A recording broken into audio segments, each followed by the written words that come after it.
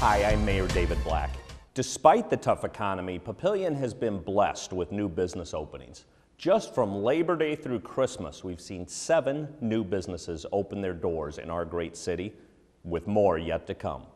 The local community theater calls Sumter Amphitheater its home. We'll tell you about a community theater sponsored event that is coming up later this month. And you can learn more about Papillion and Sarpy County's history at the Sarpy County Historical Museum. We'll introduce you to its director. For more on these stories, here's City Happenings for the week of February 8th. Thanks, Mayor Black. Papillion has seen several new businesses open the past 12 months, with many opening recently. In the current economy, Papillion has done well. It has been. It's been great a couple of years with the opening of Market Point and Shadow Lake Town Center. That's brought a lot of things to Papillion and Sarpy County that we didn't have before. So instead of having to drive 20 or 30 minutes, things are in their own backyard. But we've had several ribbon cuttings in the last month or two. We've got 4 or 5 more coming up in the next month. So it is awesome for Papillion and Sarpy County. You can look at it on a very local level or also on a larger level. Starting small with the mayor and the city of Papillion, they have a great work ethic. They are in tune to the community, in tune to the neighborhood, in tune to the business community and the school community.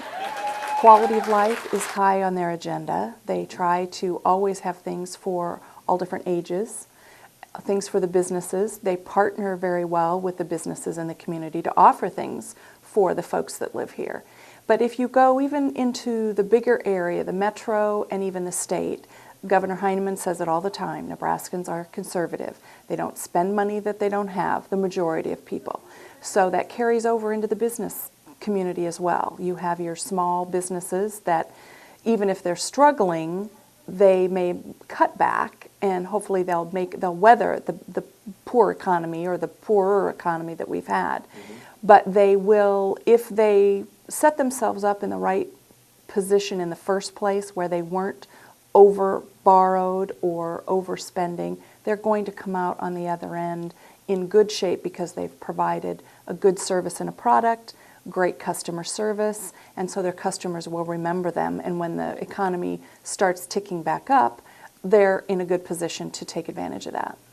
The Papillion La Vista Community Theater opens its 4th season this summer and asks for your help.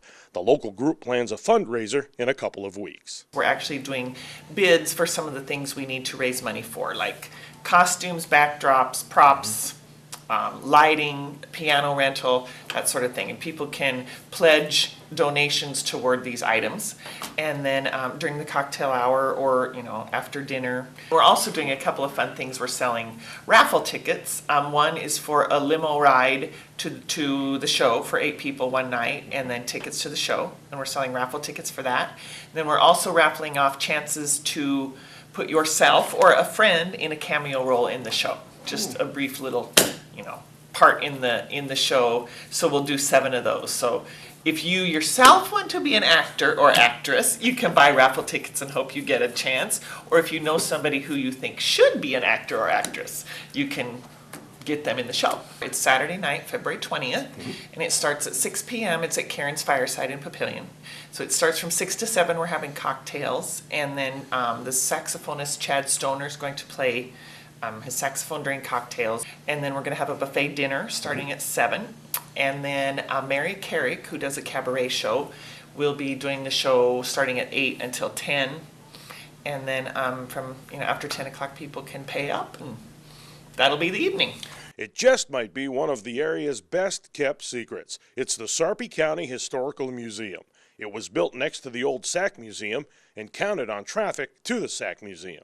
When the Sack Museum closed here and they built the new one out on the interstate,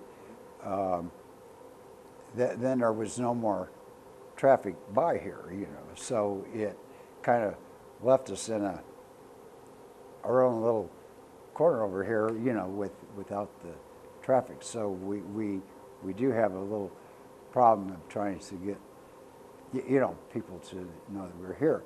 And it's the Sarpy County Museum, so it includes the history of the whole county, even though it happens to be in Bellevue, so some people kind of think it's just the Bellevue Museum, but it is the county museum. And we have here we tell the history of the whole county.